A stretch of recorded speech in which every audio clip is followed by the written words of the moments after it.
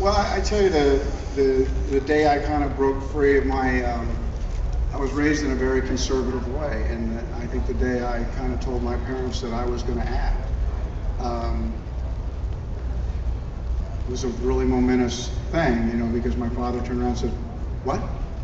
And how are you going to do that? And how are you going to make a living? And how are you going to take care of somebody?" And suddenly these questions came flying at me because it wasn't what a man in that I grew up in a very blue-collar background, and I'd gone to college, and in his mind I was throwing everything away.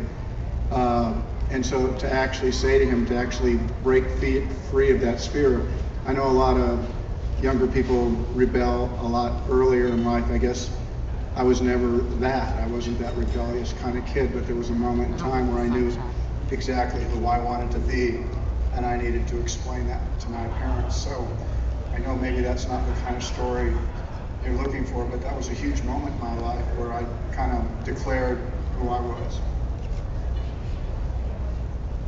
Hi, Stuart from Rick D's Entertainment. So I have to ask, you made a comment about the Olympics, and I wanted to know if you could talk a little bit more about that, and if you were to compete in a sport, what would it be then? Well, a lot of things come flooding into your mind when you have 40 seconds, and what to say and who to say it to, and yet you've got this weight in your hand. And at one point I just started looking down at it, and I couldn't help but think of some of those when I was watching the London Olympics, that there were some sports that looked kind of like this, with people that didn't seem quite like sports to me. And so, you know, you take this very big moment in your life, and I flashed to the Olympics and what this looks like, but I did try in a very quick manner to talk about the people who had believed in this project from the beginning. Nancy Dubuque specifically, in kind of breaking with conventional wisdom and allowing us to go through. It's no small thing. You know, we have a tendency to not put the risk in reverse. We see this as a big win, and we congratulate them, and we say we knew this would work or whatever. But if you go back a year from now, a year ago, the risk was really great. Careers can be on the line.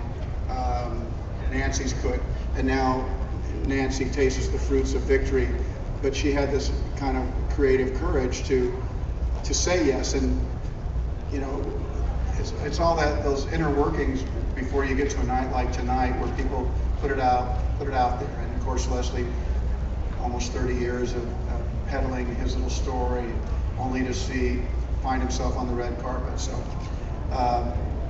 there's a lot of good stories in a story, and that's one of them. How do you think, Kevin, how do you think that being in Hatfield with this thing such a big success, you know, what is this going to do for your career going forward? Are you going to look for more television? Well, I have been writing a lot of things. You know, the last 5 years I haven't worked very much.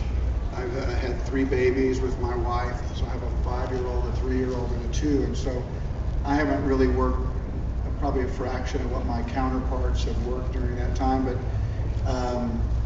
I really enjoyed what I've been doing, and all that time I have been writing, looking to direct, and interestingly enough, writing some television also, just because that's just the way the stories were playing out. And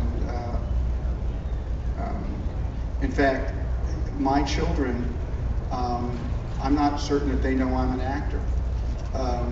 My 5-year-old and my 3-year-old think that I'm in construction because of the building of the homes we're doing right now, and I spend most of my time there. So how it impacts, there's you know, Hollywood works off perception, and so I know what success means to people who deal with perception.